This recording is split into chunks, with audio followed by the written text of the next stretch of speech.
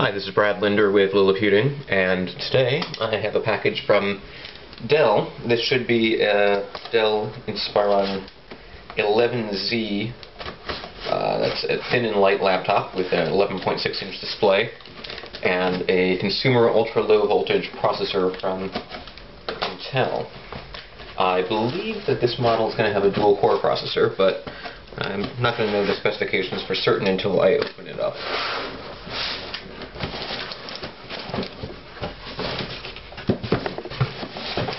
So one thing I always appreciate about Dell laptops is they tend to come in boxes that are really not too large, just sort of the right size for the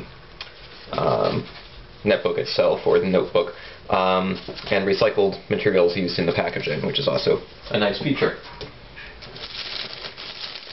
This is a review unit sent to me from Dell, so it's not exactly the same as what you might get. For example, this is already, the seal's been broken here. But for the most part, you open it up and you've got a laptop on top with a protective cover here. Looks like they sent me a green model. Nice glossy lid, light color, so it's not going to show fingerprints too much. This version has a high capacity 6-cell battery. Not sure how long that battery is going to run for, but you can see it doesn't exactly sit flush with the base of the unit the way that the 3-cell battery would, but it should provide some extra runtime. And also, sort of functions as a handle. Sort of.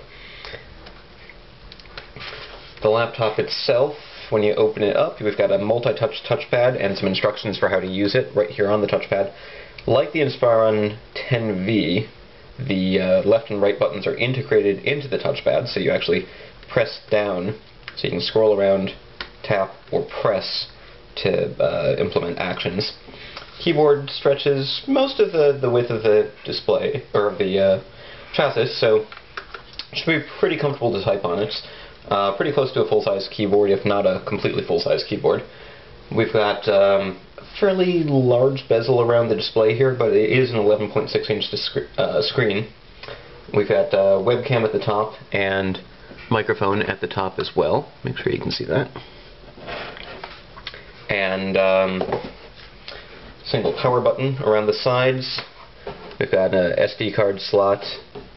Also handles Sony memory stick. Microphone, headphone, 2 USB ports on this side, and a power adapter, Ethernet, another USB, and HDMI output. One thing that appears to be missing here is any sort of VGA output. You've got HDMI but no VGA. On the bottom of the unit, looks like some screws holding the whole thing in place. No access panels, which means that if you want to replace the RAM or upgrade the hard drive or do anything along those lines, you're going to have to probably go ahead and disassemble the case to some degree. As for the specifications, don't see much on here. It looks like this is actually a version running with Windows Vista Home Premium instead of Windows 7, at least that's what the label says. It's possible that as a review unit it might have a different operating system. Looking a little bit further into the case,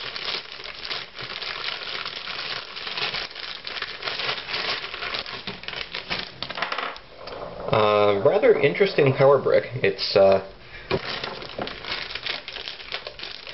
comes with a sort of standard cable on one end, but the power brick itself is flat, which is probably going to be handy if you're going to put it in a laptop bag, carry it around with you. It's not as big and chunky as your typical laptop power brick. We've got a setup guide, important information about using the computer, updating to the latest BIOS, etc. Reinstallation DVD for Windows Vista Home Premium 32-bit, so I guess this is the Windows Vista version, although I believe this laptop's also available with Windows 7. Microsoft Works 9, applications already installed on your computer for reinstallation purposes, drivers and utilities already installed on your computer, and a copy of McAfee Security Center reinstallation DVD. And I think that's about it. So I'm going to go ahead and power this guy up a little bit later, put it through some tests and see how it compares to some other laptops in this space. Just for comparison's sake, this is the Dell Inspiron 11Z, and here is an Asus UL20A, which is just a little bit wider. The Asus laptop has a 12-inch display, as opposed to the 11.6-inch display on the Dell laptop. As you can see, the battery doesn't quite sit flush on the Asus laptop, but it comes closer than on the Dell model. But we get about 4 to 6 hours of battery life on the Asus laptop. I'll be curious to see how the Dell compares. So, there you go. Stay tuned to liliputing.com and to this YouTube channel for more information about the Dell Inspiron 11Z, and I will keep you updated.